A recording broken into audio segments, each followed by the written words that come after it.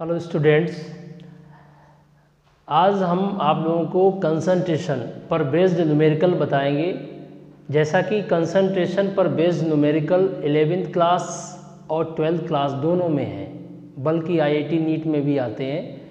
और जो some basic concept of chemistry first unit है 11th क्लास की, उसमें भी कंसंट्रेशन पर बेस्ड न्यूमेरिकल है, और जो सॉल्यूशन चैप्टर है 12th का उसमें भी है।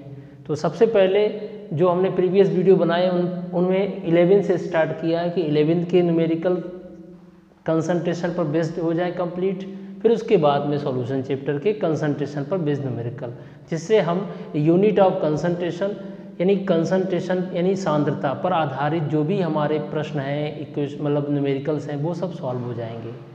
तो अब चलो स्टार्ट करते हैं। जो हमारे 11th के कुछ कंसंट्रेशन पर बेस्ड न्यूमेरिकल रह गए हैं उनको आज हम बताएंगे, ठीक है। ओके, तो नाउ लेट्स स्टार्ट। तो स्टूडेंट्स, ये हमारे पास 11th क्लास की एनसीईआरटी है।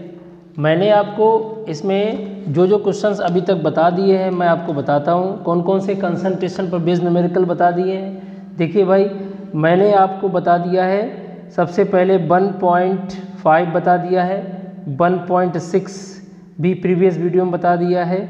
इसके बाद में हमने आपको 11 और 1.12 ये भी बता दिया है। तो आज हम ये हमने 4 क्वेश्चंस प्रीवियस वीडियो में बता दिए हैं कंसंट्रेशन पर जो बेस्ड वीडियो हैं। आज हम बताने जा रहे हैं आपको 1.17। इसके बाद में नेक्स्ट न्यूमेरिकल आपका आएगा 1.17 के बाद में 1.25 और उसके बाद में आएगा 1.29। ये 3 न्यूमेरिकल्स बताने हैं जो इस चैप्टर्स में रह गए हैं कंसंट्रेशन पे बेस्ड, जिससे फिर हमारा 11th क्लास का ये जो सम बेसिक कॉन्सेप्ट वाला टॉपिक है, इसमें एक्सरसाइज में क्वेश्चन दिए गए हैं, आप लोग अपनी एक्सरसाइज से देख सकते हैं और प्रीवियस वीडियो को भी देख सकते हैं। और जैसा कि ये जो क्वेश्चंस हैं आपको मैंने बताया है 1.5, 1.6, 1.11, ये क्लास 11th में एनसीईआरटी में है और ये क्वेश्चन सब बता दिए, ये और बताने हैं, जिससे आपका ये topic unit of concentration clear हो जाएगा। तो न्यूमेरिकल क्या है मैं आपको बताता हूँ। तो इसमें सबसे पहले न्यूमेरिकल आपका ये कह रहा है कि क्वेश्चन नंबर 1.17 में बताएंगे, फिर 1.25 बताएंगे। तो क्वेश्चन नंबर 1.27 में ये कह रहा है कि a sample of drinking water was found to be severely contaminated with chloroform. एक ड्रिंकिंग वाटर ये रखा भाई, यहाँ पर ड्रिंकिंग वाटर रखा हुआ है, ओके, इसमें रखा है ड्रिंकिंग वाटर रखा है। और ड्रिंकिंग वाटर में आपको बता दें इसमें थोड़ा सा क्लोरोफॉर्म एक मिलावट है, मतलब एडल्ट्रेशन है। क्लोरोफॉर्म का फार्मूला होता है CHCl3, ये क्लोरोफॉर्म है। क्लोरोफॉर्म एक जहरीला पदार्थ कह सकते हैं, कार्सिनोजेनिक होता है, कैंसर पैदा करता है। तो उस पानी में क्लोरोफॉर्म की मात्रा पाई गई। अब वो क्लोरोफॉर्म की मात्रा कितनी है? Suppose to be carcinogenic, the level of contamination was 15 ppm। इसमें क्लोरोफॉर्म 15 ppm पाया गया। तो आपसे पूछा गया एक्सप्रेस, पहला क्वेश्चन है इसमें, एक्सप्रेस करना है, express this in percentage by mass. हमको ये क्लोरोफॉर्म की जो कंसंट्रेशन 15 ppm दिया है उसको परसेंटेज बाई मास में बदलना है। तो आपको बता दें परसेंटेज बाई मास का मैंने प्रीवियस वीडियो ये न्यूमेरिकल भी बताया था, बहुत अच्छे समझाया भी था। चाहो तो आप पार्ट 1 वीडियो कंसंट्रेशन वाली देख सकते हैं। तो उसमें परसेंटेज बाई मास हम जो निकालते हैं, वेट बाई बेस या लिख सकते हैं मास बाई मास, उसका फार्मूला होता है, क्या है, ppm में जो कंसंट्रेशन दिया जाएगा उसमें हम 10⁶, ppm से परसेंटेज बना रहे, 10⁶ से डिवाइड करेंगे। और या फिर मैं आपको बताऊं डायरेक्ट आप 10⁴ का मल्टीपल डिवाइड कर दीजिए। तो परसेंटेज, ये फार्मूला डायरेक्ट इसलिए बता रहा हूँ, मैं प्रीवियस वीडियो में बता चुका हूँ। ppm कितना दिया? 15 ppm, और 10⁶ से डिवाइड करने, 10⁴ से डिवाइड कर देंगे तो आंसर आएगा 0.0015% बाई मास। तो इस तरीके से अगर आपको ppm दिया जाए और परसेंटेज में बदलना हो तो आप 10 की पावर 4 से डिवाइड कर दीजिए। अब आप 10 की पावर 4 कैसे आया, 15 में 10 की पावर 2 अपॉन 10 की पावर 6, 1 मिलियन में 10 की पावर 6 होते हैं, परसेंटेज में 100 का गुणा किया जाता है, तो इस तरीके से 10 की पावर 4 आया। तो एक शॉर्टकट तरीका है ppm अपॉन ppm में दी गई कंसंट्रेशन अपॉन 10 की power 4 you can calculate in percentage. Okay, तो इस तरीके से ये हमारा न्यूमेरिकल हो गया। और इसमें एक दूसरा क्वेश्चन क्या कर रहा है, determine the molarity of chloroform in water. तो भाई क्लोरोफॉर्म की मोलैरिटी भी निकालनी है। अभी मोलैरिटी के बारे में हम प्रीवियस वीडियो में बता चुके हैं। तो मोलैरिटी कैसे निकालते हैं, मोलैरिटी ये कंसंट्रेशन ppm में था, परसेंटेज में कितना निकल के आया 0.0015 परसेंटेज बाई मास। अब आपको हम बताने जा रहे हैं मोलैरिटी में, मोलैरिटी आपको बता दें मोलैरिटी होता है number of moles of solute, जो भी सॉल्यूट होता है उसके number of moles upon volume of solution की बजाय यहाँ पर होता है mass of solvent in KG, mass of solvent in KG. जो भी सॉल्वेंट होता है उसका मास किलोग्राम में होता है। तो पर केजी सॉल्वेंट में जितने भी सॉल्यूट के मोल्स होते हैं उन्हें हम मोलैरिटी कहते हैं। तो इसे स्मॉल m से लिखते हैं मोलैरिटी को, नंबर ऑफ मोल्स बराबर upon mass of solvent, number of moles होता है given mass upon molar mass into mass of solvent in KG. तो मोलैरिटी बराबर गिवन मास कितना दिया गया, देखो भाई परसेंटेज दिया है 0.0015 परसेंटेज। जब परसेंटेज हटाते हैं तो अपॉन 100 नीचे आ जाता है बेटा। तो ये हो गया आपका किसका, ये हो गया आपका क्लोरोफॉर्म सॉल्यूट हो गया। और ये जो नीचे अमाउंट है ये सॉल्यूशन की अमाउंट है। भाई जब हम परसेंटेज हटाएंगे तो 0.0015 परसेंटेज हटाएंगे नीचे 100 आ जाएगा। तो इसके बाद में तो स्टूडेंट्स इसमें क्या करेंगे, मोलैरिटी निकालने के लिए आप क्या करेंगे, गिवन मास यहाँ से ले लेंगे। ये देखिए 0.0015 परसेंटेज हटाएंगे नीचे 100 आएगा। तो ये सॉल्यूट का मास है, सॉल्यूट का मास कितना हो गया, W हो गया। देखिए मोलैरिटी बराबर given mass molar mass mass of solvent. तो गिवन मास कितना सॉल्यूट का 0.0015 ग्राम।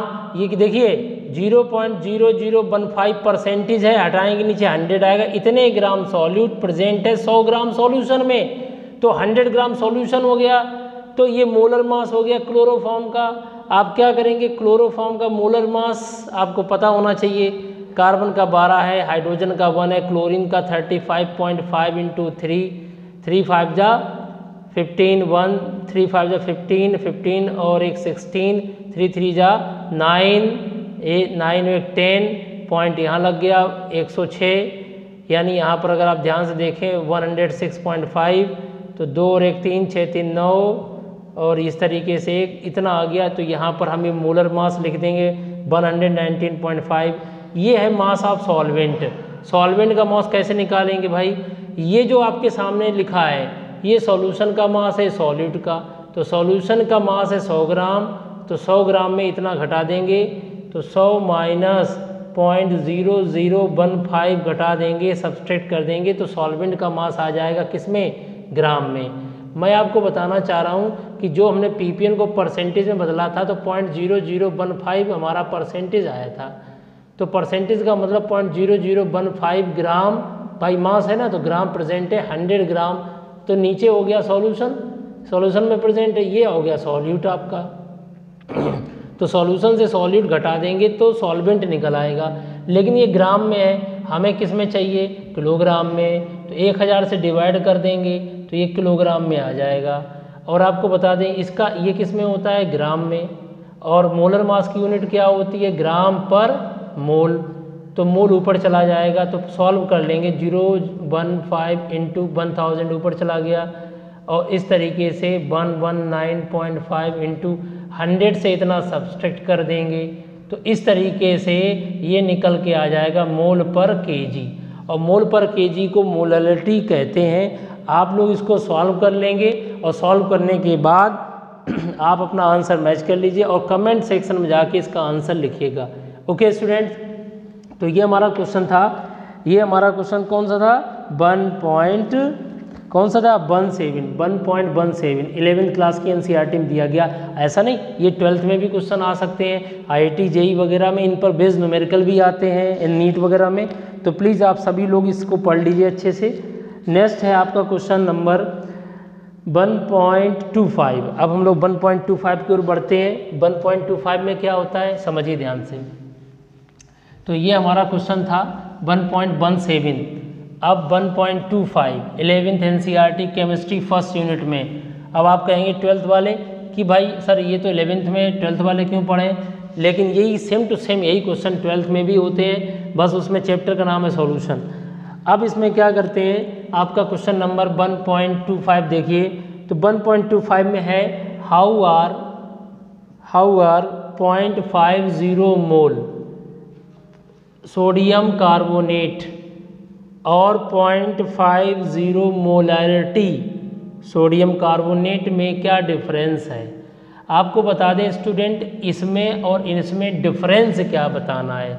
तो आपको बता दें डिफरेंस तो दूर से दिख रहा है 0.50 मोल, ये मोल नंबर ऑफ मोल्स हैं आपके, ये नंबर ऑफ मोल्स हैं केवल। ओके, अगर ये नंबर ऑफ मोल्स अगर 1 लीटर में प्रेजेंट हो, ये देखो मोलैरिटी है, तो मोलैरिटी का मतलब होता है 0.50 mole present in 0.50 mole sodium carbonate के प्रेजेंट हैं 1 लीटर सॉल्यूशन, जो भी सॉल्यूशन है उसमें घुले हुए 0.50 मोल सोडियम कार्बोनेट। तो भाई ये आपका नंबर ऑफ मोल्स है। ओके, ये आपके मोलैरिटी, ये कंसंट्रेशन की यूनिट है। ओके, नंबर ऑफ मोल्स जानते हो गिवन मास अपॉन मोलर मास होता है। अगर नंबर ऑफ मोल्स इतने हैं, मास में बदलना चाहते हो तो मोलर मास इसका जो भी निकलेगा 23 2 जा 46 और कार्बन का 12 16 3 48 8 6 14 14 15 16 और 4 4 8 1 9 और 1 10 106। अगर हम 106 से मल्टीप्लाई कर दें मोलर मास से तो भाई ये ग्राम में अमाउंट निकल के आ जाएगी सोडियम कार्बोनेट की।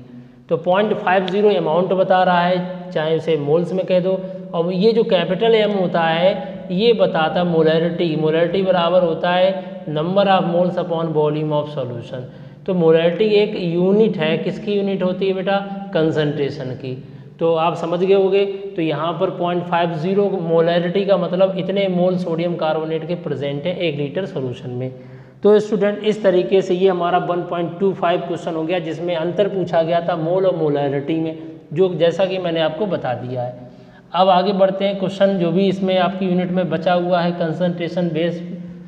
तो वो न्यूमेरिकल आपका कौन सा है देखते हैं। नेक्स्ट न्यूमेरिकल आपका है ये 1.29। स्टूडेंट 1.29 क्वेश्चन समझेंगे।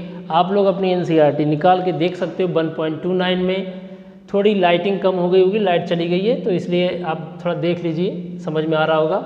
1.29 की बात करते हैं। Calculate the molarity of solution of ethanol. इन्होंने क्वेश्चन क्या है, ये क्वेश्चन मोस्ट इम्पॉर्टेंट है, ये क्वेश्चन मोस्ट इम्पॉर्टेंट है।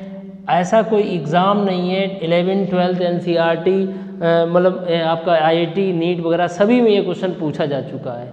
तो this is most important question, समझने की कोशिश करिएगा।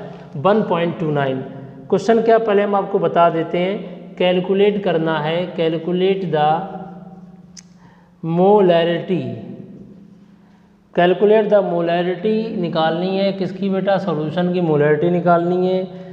सॉल्यूशन किसका है बेटा, एथेनॉल। एथेनॉल जानते हो आप लोग। एथेनॉल जो होता है, एथेनॉल जो होता है वो क्या होता है, C2H5OH।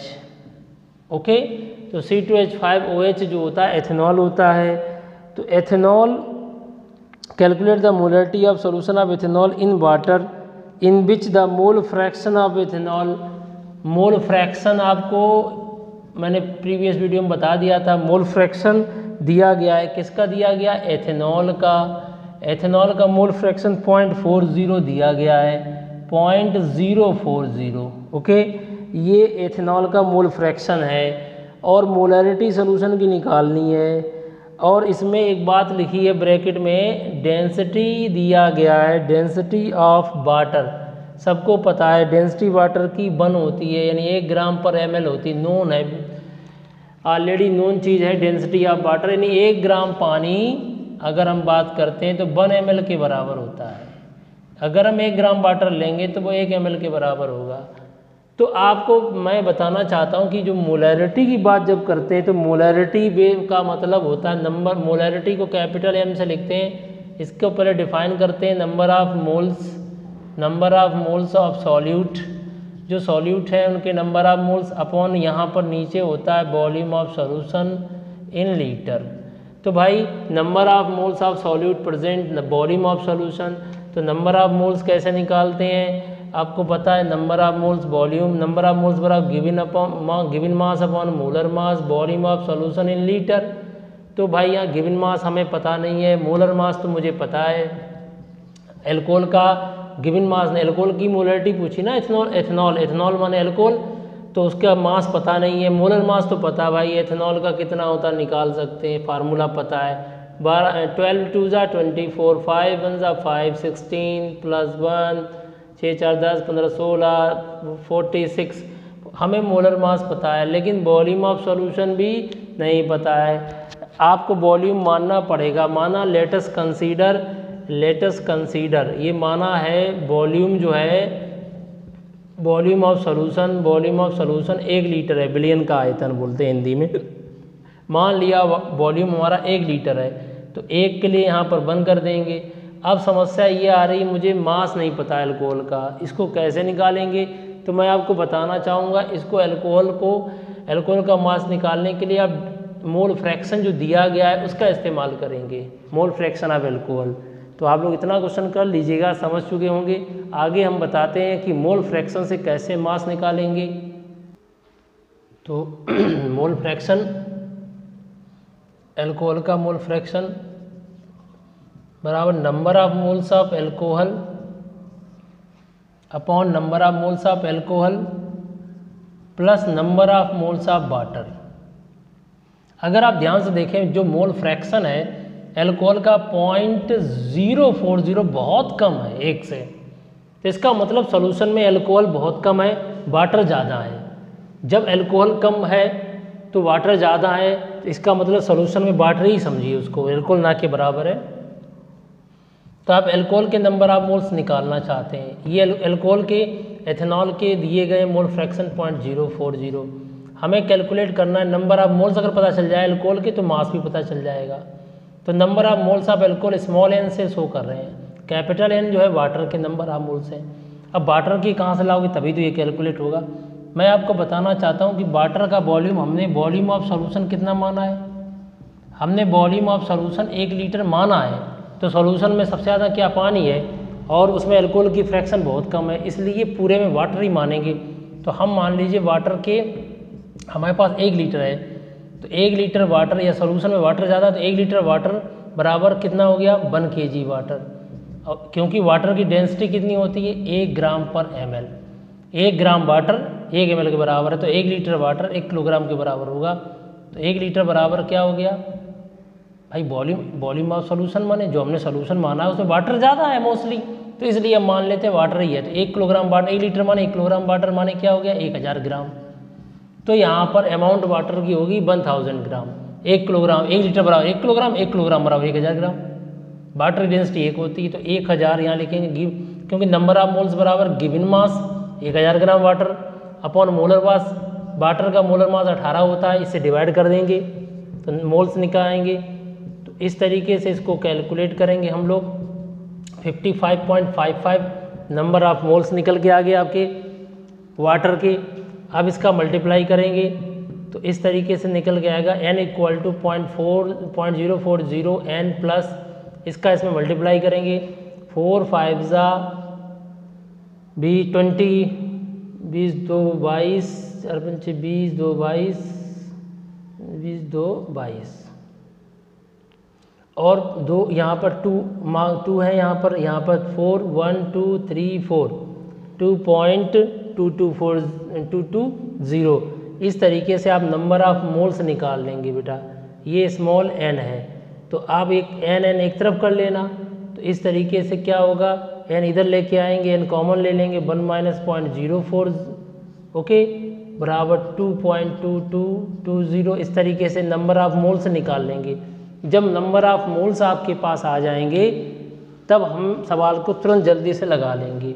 ठीक है, आपको बता दें इस न्यूमेरिकल में ट्विस्ट ये है कि वॉल्यूम ऑफ सॉल्यूशन 1 लीटर माना जाएगा। 1 लीटर पानी, 1 लीटर जो सॉल्यूशन होगा एल्कोहल का, उसमें एल्कोहल ना के बराबर है तो नेग्लेक्ट कर देंगे, तो वो 1 लीटर वॉल्यूम माने 1 किलोग्राम वाटर। 1 किलोग्राम का मतलब 1000 ग्राम। तो यहाँ पर जब मोल फ्रैक्शन के फार्मूला में एल्कोहल का मोल प्लस वाटर का मोल, तो वाटर के मोल्स में हम 1000 ग्राम अपॉन 18 मैंने 18 मोलर मास, तो गिवन मास मोलर मास से डिवाइड करेंगे तो नंबर ऑफ मोल्स निकल आएगा। ये इसका ट्विस्ट है। और वाटर की डेंसिटी आपको पता है 1 ग्राम पर ml होती है। तो इस तरीके से आपने मोल फ्रैक्शन से नंबर ऑफ मोल्स निकाल लिए। यहाँ कैलकुलेट कर लेना आप लोग। और कैलकुलेट करने के बाद में क्या करेंगे, जब नंबर ऑफ मोल्स कैलकुलेट हो जाएं तो क्या करेंगे, आपको मोलैरिटी निकालनी है ना, मोलैरिटी। तो मोलैरिटी बराबर नंबर ऑफ मोल्स, मैंने आपको बताया था सॉल्यूट के क्लोरोफॉर्म के number of moles upon volume of solution. तो सवाल लग गया। अब तो नंबर ऑफ मोल्स आप यहाँ रख देंगे, नंबर ऑफ मोल्स जो निकाले हैं, और वॉल्यूम ऑफ सॉल्यूशन 1 लीटर है ऑलरेडी। तो जितने नंबर ऑफ मोल्स आएंगे वही आपका आंसर होगा, क्योंकि नंबर ऑफ मोल्स बटे वॉल्यूम ऑफ सॉल्यूशन 1 लीटर माना है, तो नंबर ऑफ मोल्स में डिवाइड करेंगे 1 लीटर का, तो आंसर वही निकल के आ जाएगा मोल पर लीटर में। तो नंबर ऑफ मोल्स निकाल लीजिए, वही आपकी मोलैरिटी होगी, क्योंकि वॉल्यूम ऑफ सॉल्यूशन आपने 1 लीटर माना है। तो स्टूडेंट्स इस तरीके से आपने ये न्यूमेरिकल लगाए। और बाकी न्यूमेरिकल 11th क्लास की एनसीईआरटी में जो कंसंट्रेशन बेस्ड न्यूमेरिकल थे वो तो सब कंप्लीट हो गए हैं। फिर भी अगर आपको कोई प्रॉब्लम है किसी रिफ्रेशर से, तो आप कमेंट सेक्शन में जाकर आप हमसे शेयर कर सकते हैं अपनी प्रॉब्लम को। तो आप नेक्स्ट वीडियो में फिर मिलेंगे जिसमें कंसंट्रेशन बेस्ड न्यूमेरिकल होंगी, और फिर इसके बाद में 11th की जो भी क्वेश्चंस बचे हैं, उनके टॉपिक्स बचे, वो कवर किए जाएंगे। Thanks for watching.